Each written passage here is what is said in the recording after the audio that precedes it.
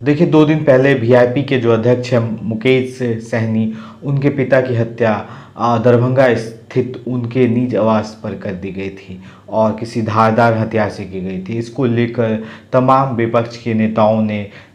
सुशासन की सरकार से तरह-तरह के सवाल किए, लेकिन अब दरभंगा पुलिस ने इसको लेकर कुछ खुलासे किए हैं जो जानने आपको आवश्यक हैं। क्योंकि इस हत्याकांड के जो पीछे की वजह है, अब पुलिस बता रही है कि इस हत्याकांड के पीछे की मुख्य वजह है सूद के पैसों का लेन देन, जिसकी वजह से ये हत्या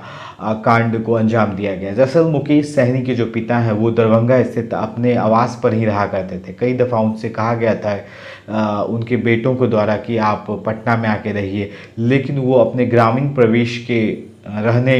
हेतु वो अपने ग्रामीण क्षेत्र में ही, मतलब अपने निज स्थान पर ही रहते थे और वहीं पर रहते हुए वो लोगों को सूद पर पैसे देते थे, जिसका खामियाजा उनको अब भुगतना पड़ा। जी हाँ, इस हत्याकांड के पीछे मोहम्मद काशिम नाम के किसी व्यक्ति का हाथ बताया जा रहा है, जिन्होंने 1 लाख रुपए की रकम इनसे ली थी सूद पर और ये बढ़ते-बढ़ते 1.5 लाख रुपए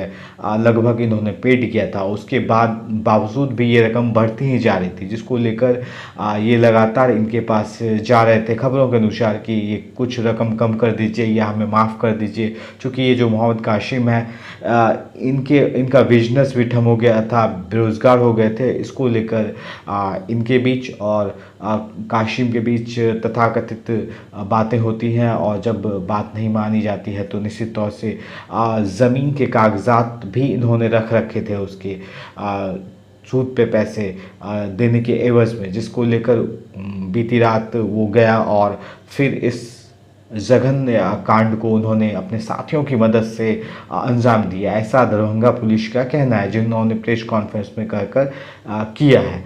अब इस हत्याकांड के पीछे की मुख्य वजह तो आपने जान ली, लेकिन इस तरह के जो मामले होते हैं, खासकर सूदखोरी को लेकर जो बिहार में स्थिति है वो तमाम क्षेत्रों से किसी से छिपी नहीं है। इस तरह के जो बैंक होते हैं,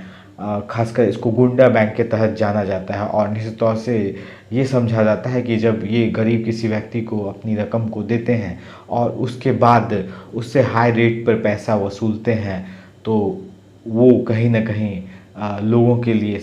एक अलग ही माहौल बनाता है, जिससे आपराधिक घटनाएं निश्चित तौर से बढ़ती हैं और काफ़ी ज़्यादा केसेस भी इस तरह के देखने को बिहार के कोर्टों में मिलते हैं। तो अब इस प्रोफाइल केस का जो है वो खुलासा तो हो गया, लेकिन एक इतने बड़े व्यक्ति जो बहुत बड़ा नेता है, उसके पिता का इस तरह से मतलब सूद पर पैसे लगाना, ये कहीं न कहीं एक बहुत बड़ा सवाल उत्पन्न करता है। खैर, इस हत्याकांड के खुलासे के बाद राजनीति भी निश्चित तौर से हो सकता है कि आने वाले दिनों में गरमाएगी।